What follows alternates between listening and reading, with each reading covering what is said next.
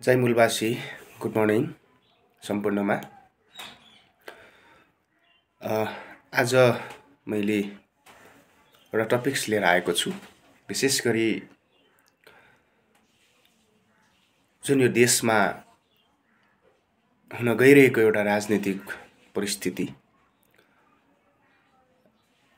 जुन लोकतान्त्रिक मुलुक संवैधानिक रूपमा देश लोकतन्त्रमा प्रवेश गरेको अवस्थामा त्यसलाई अझै परिष्कृत र शुद्ध लोकतान्त्रिक बनाएर लानुपर्ने एउटा आवश्यकता हो आजको समयमा। तर यसलाई ब्याक गरेर फेरि पुनः राजतन्त्रनात्मक सामन्तवाद नै फर्काउनु पर्ने भनेर जुन खालको एउटा माहौल चलिरहेको छ यो देशमा, यो नितान्तै अराजनीतिक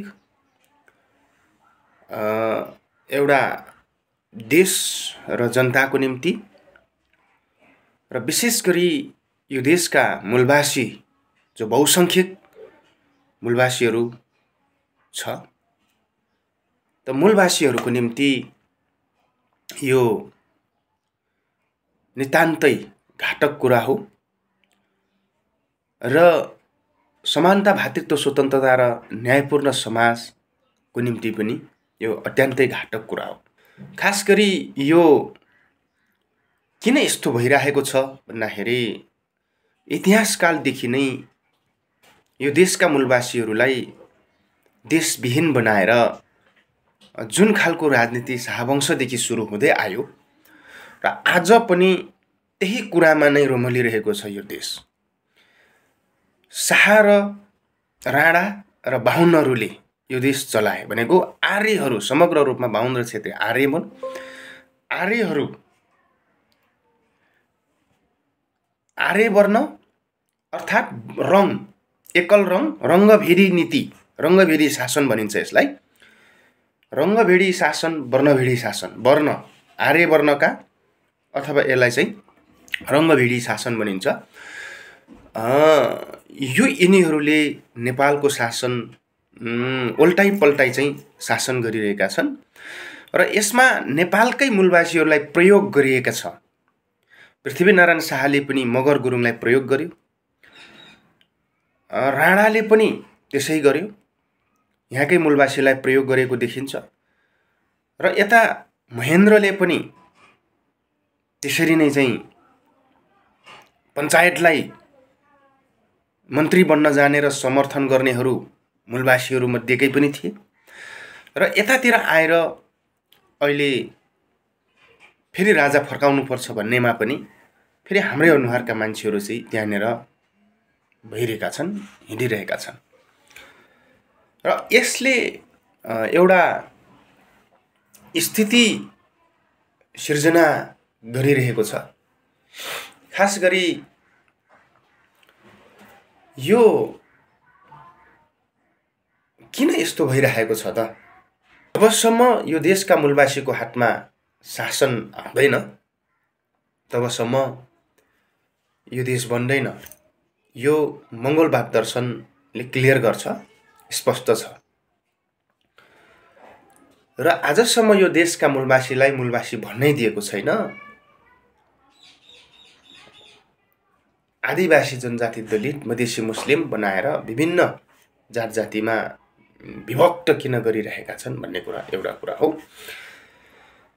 र समग्रमा भन्नुपर्दाखेरि यो देश मूलवासीहरूको हो। त घुमिफिरी मूलवासीलाई कसरी दास बनाउने, कसरी शोषण गर्ने, कसरी अन्याय गर्ने, कसरी अत्याचार गर्ने, यो नै रणनीति हो। देश बनेन, देश कसको लागि भन्दाखेरि त्यो देशका जनताहरूको लागि। यो देशको 80% बहुसंख्यक मूलवासीहरूलाई कमजोर बनाउनको लागि यो देश नबनाउनु हो उनीहरूले।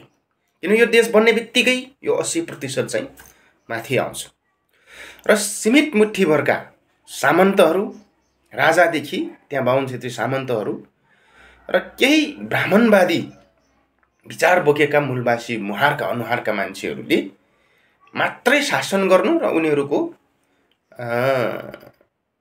दबदबा चल्नु नै नेपालको राजनीति घुमिरहेको छ। र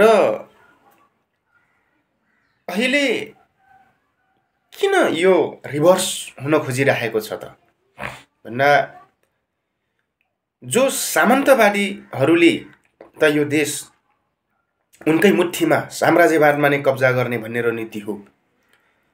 किनभने यो साम्राज्यवाद शाहवंशहरू राजस्थानबाट आएका हुन्, यो क्लियर छ। ज्ञानेन्द्र राजस्थानबाट आएको हुनाले राजस्थानको मान्छेलाई यहाँ राजा बनाउनु र विदेशीले आएर सिधै यो देश चलाउनु एउटै हो। र अहिले पनि यो जति पनि विदेशी शक्तिहरू हिजो लोकतन्त्र पनि यसरी नै टुहाएका थिए। यिनीहरूले लोकतन्त्र, वास्तविक लोकतन्त्र यहाँ आउनै दिएको छैन र विदेशी भूमिमा नै गएर यिनीहरूले सम्झौता गरेर यहाँको क्रान्ति टुहाएका हुन्। र अहिले पनि राजा ल्याउनमा पनि यो अन्तर्राष्ट्रिय लेभलको अथवा विदेशीहरूको नै चाँजो पाँजो मिलाएर अथवा यिनले चाहिँ विदेशीलाई घार गुहार गरेर लबिङ गरेर चाँजो पाँजो मिलाएर यिनले राजा ल्याउन खोजिरहेको अवस्था हो। त यो राम्रो सङ्केत होइन। किनभने हिजोको दिनमा मूलवासीहरू आफूले आफूलाई चिनेका थिएनन् र आज चिनिसकेको कारणले गर्दाखेरि अब सजिलो हुन्न, अब सजिलो चाहिँ छैन। अब र विदेशीहरूले यो देश चलाउनु भनेकै यो देश उपनिवेशवाद, अर्ध उपनिवेशवाद, अर्ध साम्राज्यवादमा यो देश पृथ्वीनारायण शाहकै पालादेखि चलिरहेको छ। यो देशका मूलवासीहरूले बुझ्नुपर्छ र बुझ्दै पनि छन्।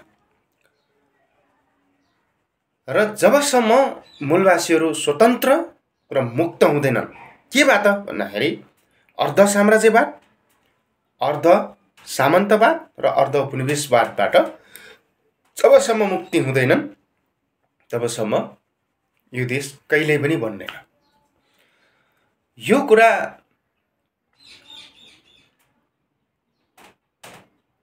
हिजो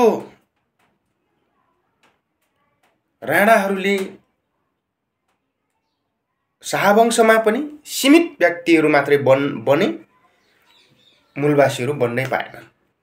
राणा शासनमा पनि सीमित आर्यहरू समुदायभित्रमा नै बने, बहुसङ्ख्यक मूलवासीहरू बनेनन्। पञ्चायतमा पनि त्यही भयो।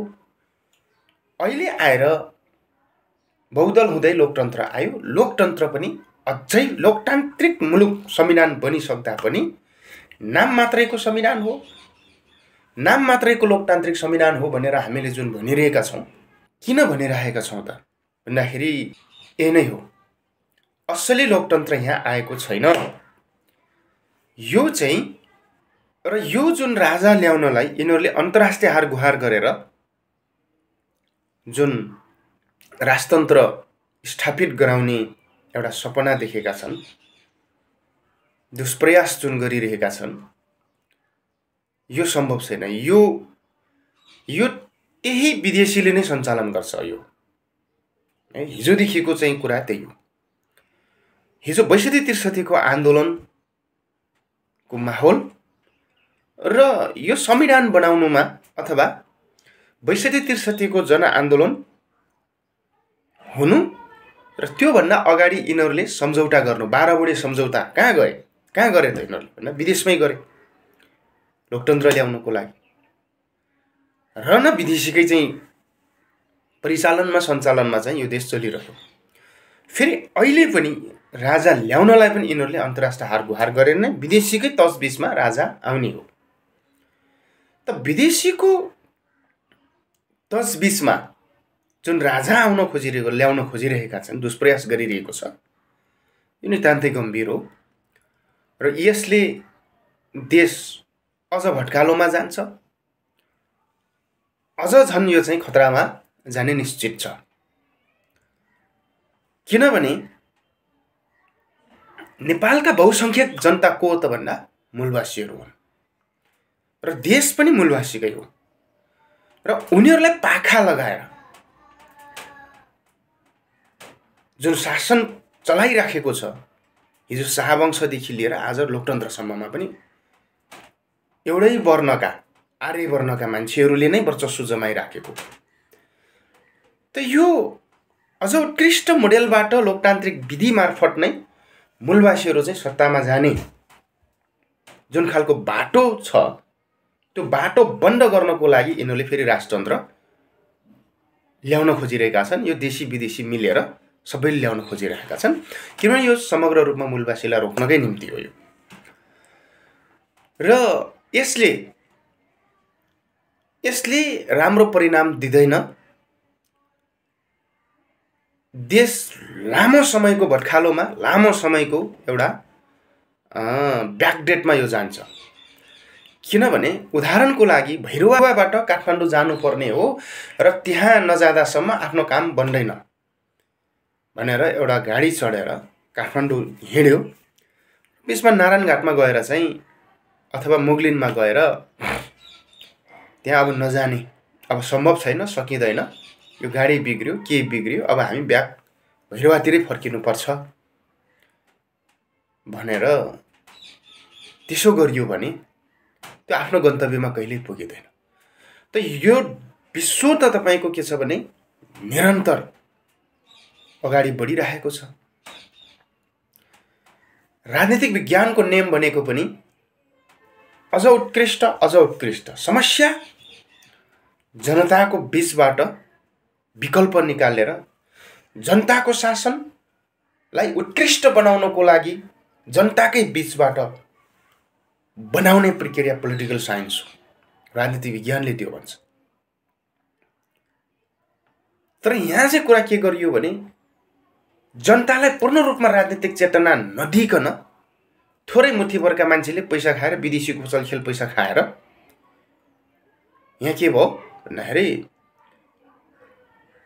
राजनीतिक रूपले अचेत मान्छेहरूलाई यता होइन फेरि यता फर्किनुपर्छ भनेर त्यो एक खालको माहौल सिर्जना गर्न खोजिएको मात्रै। पुग्नु त काठमाडौँ नै पुग्नुपर्छ। एउटा ग्रुपले मुगलिनबाट गाडी भैरवा फर्कायो, फेरि भैरवाबाट फेरि जानुपर्छ, फेरि अगाडि नै जानु काठमाडौँ जानै पर्ने छ। त अहिले आधा बाटोमा आइसकेको यो सिस्टम, राजनीतिक सिस्टमलाई गन्तव्यमा पुग्न बाँकी नै छ। अझ आधा बाटोमा आइसकेको राजनीतिक सिस्टमलाई ब्याक गराएर फेरि यता ल्याउनु भनेको त अब फेरि देश त 50 वर्ष 100 वर्ष पछाडि ढकेलिनु। किनभने फेरि त्यसलाई फेरि लिएर जानलाई त फेरि अर्को क्रान्ति गर्नु पर्यो, अर्को सङ्घर्ष गर्नु पर्यो। त्यसो भएको हुनाले यो सिस्टम राम्रो छैन, अथवा यो गतिविधि र यो प्रक्रिया चाहिँ राम्रो होइन। अब के विदेशीले चाहिँ राजा ल्याइदिएर राम्रो हुन्छ त? हुँदैन। त्यो उनीहरू त आफ्नो फाइदाको लागि ल्याइरहेछन्। नेपालमा कसलाई प्रयोग गर्न सकिन्छ र कसलाई कहाँनिर राखेर चाहिँ आफ्नो स्वार्थ पुरा गर्ने भनेर विदेशीहरूले त्यो हेरिरहेका छन्। त्यो हिजो चाहे चाहिँ त्यो राजा राखेर हुन्छ, चाहे लोकतन्त्रको कुरा, चाहे चाहिँ कुनै पनि नामको तन्त्र राखेर विदेशीले आफ्नो हितको लागि गर्ने नै हो। त्यो संसारमा बुझिएकै कुरा हो, यो बुझ्नु पर्ने कुरा हो यो कुरा। त्यसकारणले जबसम्म हामी आफ्नो खुट्टामा उभिएर आफ्नो दर्शन, आफ्नो सिद्धान्त, आफ्नो विचार, आफ्नो जनता, आफ्नो राष्ट्रप्रति, आफ्नो महत्त्वप्रति अडिग भएर जबसम्म हामी अगाडि बढ्न सक्दैनौँ तबसम्म यो देश कहिल्यै पनि बन्दैन।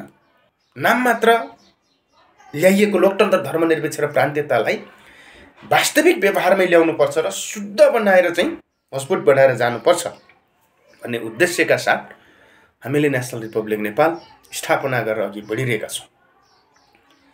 यो किन यसो गर्नु पर्यो त भन्दा आजका राजनीतिक दलहरू जम्मै विदेशीको चाहिँ नै हातबाट नाचेका छन्, विदेशीको शक्तिबाट प्रभावित भएर चाहिँ अगाडि बढिरहेका छन्। र आज राजतन्त्रवादीहरूले पनि टाउको उठाउन खोजेको कुरा पनि त्यही हो। पार्टीहरू विदेशको गुलाम भए, विदेशीको गुलाम भए, कोही चाइनाको गुलाम, कोही भारतको गुलाम, कोही अमेरिकाको गुलाम, कोही युरोपको गुलाम। यसरी चाहिँ आसेपासे भएर लम्पसारबारी भएर विदेशी शक्तिको चाहिँ इसारामा नाचेपछि यो देश खत्तम हुन गयो।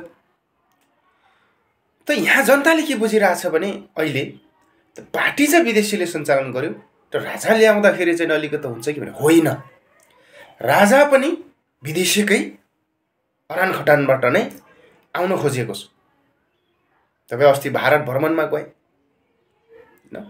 इन्डियामा जुन खालको चलखेल चलिरहेको छ, अन्य देशमा चलिरहेको छ, त उनीहरूले यहाँको मूलवासीहरूको स्वतन्त्रता, यहाँको माटो, यहाँको भूमिलाई कसरी डाउपेच गर्ने, कसरी फाइदा लुट्ने तरिकाबाट यो नेपालको राजनीतिकलाई उनीहरूले धलिमुली गर्न खोजिरहेका छन्। यसबाट अब सचेत नागरिक र विशेष गरी यो देशका मूलवासीहरू चाहिँ सचेत हुन जरुरी छ, सचेत भएर जान जरुरी छ। कुनै पनि चाहे त्यो राजा होस्, राजतन्त्रवादीहरू, चाहे अहिलेको नाम मात्रको चाहिँ कुनै पनि पार्टी, एमाले, काङ्ग्रेस, माओवादी, राप्रपा लगायतका पार्टीहरू, यो सबै यो देशको नीति विधि पद्धति मूलवासीहरूलाई खत्तम गरेर यो देशको विपरीत नै चलिरहेका छन्। त यो विगतका 62-63 आन्दोलन अथवा 72 सालको संविधान लागू भए पश्चात नेपालमा दुईटा चुनाव भएको छ। 74 सालको चुनाव र 79 सालको चुनाव। दुईटा चुनावले के देखायो त, के देख्यौँ त, हामीले के भोग्यौँ त भन्दाखेरि जनताहरू राजनीतिक रूपले चेतनशील छैन। सत्ता, शक्ति र अधिकार जनताको हातमा आयो। कि लोकतन्त्र भनेको नागरिकको लागि, नागरिकद्वारा नागरिककै शासन हो। तर नागरिकहरू पूर्ण रूपमा राजनीतिक रूपले चेतनशील नभइसकेपछि ब्राह्मणवादीहरूले चाहिँ के गरे, उनलाई सामदाम दण्डभेद, मासुमा, रक्सीमा, पैसामा, त्रासमा, आशमा दबाएर भोट कलेक्सन गर्यो। त्यसरी त्यो त्रास र आशमा भोट दिनु पनि जनताको गल्ती, कमजोरी हुन्छ। किनभने सत्य राजनीति कसले गर्दैछ, कहाँ के गर्यो भने मात्रै हुन्छ भन्ने कुरा उनले नबुझिकन भोट दिँदैछ। त त्यो कमजोरी हो। फेरि जनता किन त्यस्तो भयो भन्दाखेरि त्यो चाहिँ नेता नेतृत्व पार्टीहरूले चाहिँ उनलाई पूर्ण रूपमा प्रशिक्षित गर्न नसक्नु, सत्य कुरा नबटाउनु, लुकाउनु नै फेरि नेता नेतृत्वको कमजोरी। हामीले देखेको कुरा चाहिँ त्यो, भोगेको कुरा चाहिँ त्यो यो 10 वर्षको बिचमा। त त्रास र आशमा भोट बेच्नु, शक्ति बेच्नु र अन्धाधुन्ध तरिकाले भोट राख्नु अनि राजनीति समर्थन गर्नुले यो राजा आउने दुर्घटना निम्तिनु अथवा कुनै पनि त्यो खालका घटना निम्तिनुको पछाडिको रहस्य त्यो। यो मात्र होइन, अझ थुप्रै खालका घटनाहरू निम्तिन सक्छ र जनता चाहिँ चेतनशील भएन भने लोकतन्त्रमा मात्र होइन, त्यो जुनसुकै चाहिँ शक्तिमा पनि जनता चेतनशील भएन भने हुँदैन।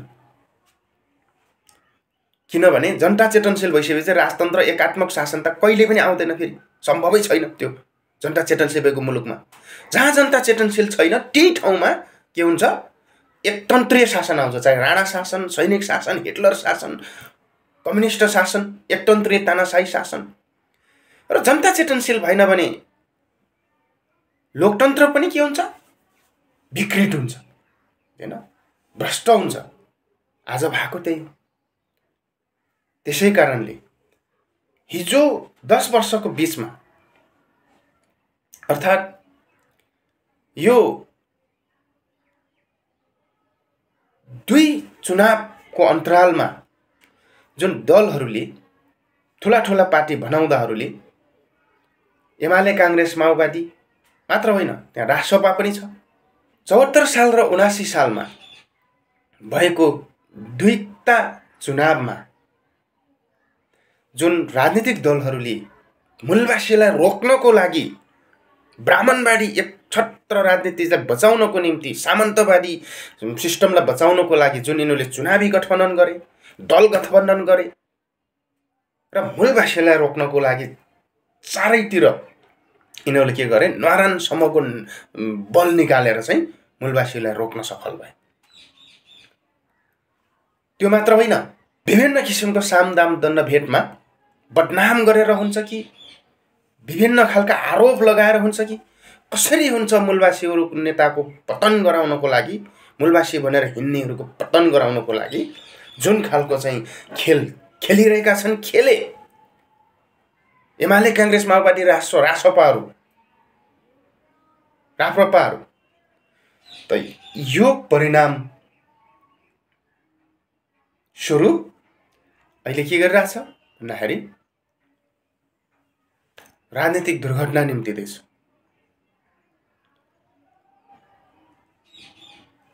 यसमा जनताहरूले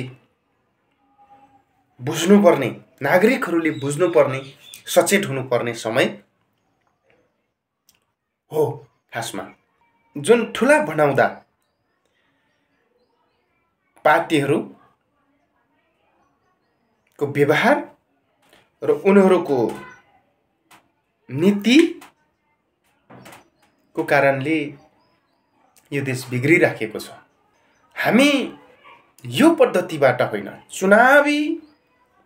चुनाव नै निष्पक्ष छैन। यहाँ चुनाव निष्पक्ष, स्वतन्त्र र स्वच्छ चुनाव नै भएको छैन। यो ब्राह्मणवादी सामन्तवाद विचारधाराबाट नै यो गरिएको छ। यो लोकतान्त्रिक समाजवाद विचारधाराबाट यो अझै पनि आएको छैन। त अब राजा फिर्ता गर्नु भनेको राजा झन् सामन्तवादकै प्रतीक भयो, यो कुनै अर्थ छैन। नेपालमा राजा आउनु भनेको त त्यो त झन् अब ढुङ्गे युगतिर ब्याक हुन खोज्नु हो। त्यो ढुङ्गे युगतिर ब्याक हुन्छ, त्यो ढुङ्गे युगतिर ब्याकअप भएर चाहिँ त्यो कामै छैन।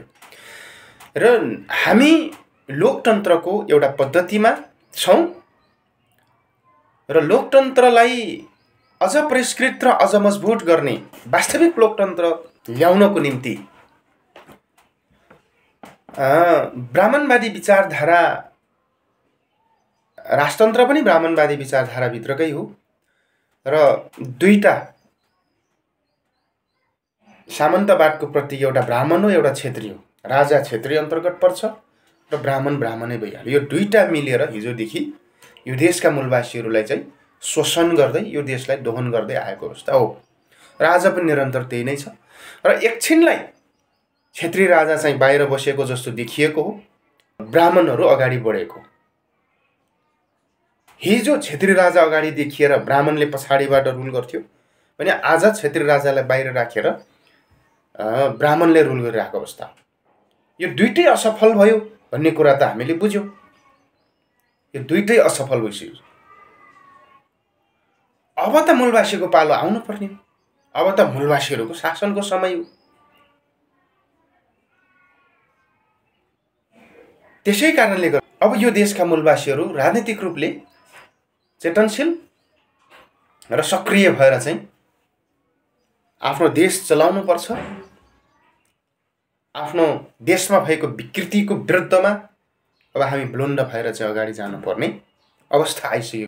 यो देश बनाउने मूलवासीहरू मात्रै, राजाले पनि बनाउँदैन, हिजोदेखि नै नबनाएको अवस्था र अहिलेको ब्राह्मणहरूले पनि यो देश नबनाएका हुन्, बनाएका छैनन्, बनाउन सकिरहेका छैनन्। र यसमा ब्राह्मणवाद विचारधाराभित्र रोमलिरहेको अवस्था हो। राजा पनि त्यही भित्र हो, राणा पनि त्यही भित्र हो, पञ्चायत पनि त्यही भित्र थियो र आजको लोकतन्त्र पनि नाम मात्रको लोकतन्त्र, तर व्यवहार काम सबै कुरा के हो भन्दा ब्राह्मणवाद हो। यो ब्राह्मणवाद राजनीतिमा मात्र होइन, यो न्यायपालिकामा पनि छ, यो अझ बढी चाहिँ कार्यपालिकामा छ। व्यवस्थापिकाको मात्रै कुरा आएन यहाँ। त्यो न्यायपालिका र कार्यपालिकाको कुरामा त त्यो हिजोको राणा पञ्चायतकै सिस्टममा झन् कर्मचारी तन्त्र चाहिँ अगाडि बढेको छ। भनेपछि त्यो भ्रष्टाचार भएको छ, जुन अन्याय भएको छ, जुन शोषण भएको छ, भ्रष्टाचार पनि नीतिगत भ्रष्टाचार भइरहेको छ देशमा। यो ब्युरोक्रेसीको सिस्टम, न्यायपालिकाको सिस्टम यो हिजो राणा हुँदै पञ्चायत हुँदै आज लोकतन्त्रमा पनि त्यही कन्टिन्यू भएर आएको छ। त्यो ब्राह्मणवादी विचारधारामा नै यो कन्टिन्यू भएर आएको छ। त्यसकारणले यो राजा आउँदैमा अथवा कुनै त्यस्तो शासन आउँदैमा जबसम्म ब्राह्मण अनुहारका मान्छेहरू अथवा ब्राह्मणवाद विचारधारा बोकेर सत्तामा जान्छ त्यसले यो सिस्टम हटाउन सक्दैन। उसले ब्राह्मणवाद सिस्टम र नीति विचार दर्शनलाई नै निरन्तर गर्छ र त्यो गर्नुको परिणाम नै आज देश अवस्था भोग्नु परेको। त्यसकारणले गर्दा हामी यो देशका मूलवासीहरू राजनीतिक रूपले सक्रिय सशक्त भएर अघि बढ्नको लागि नेसनल रिपब्लिक नेपाल नामक राजनीतिक दलको स्थापना गरेर हामी अगाडि बढिरहेका छौँ। यो देशमा मूलवासीको शासन आउन जरुरी छ।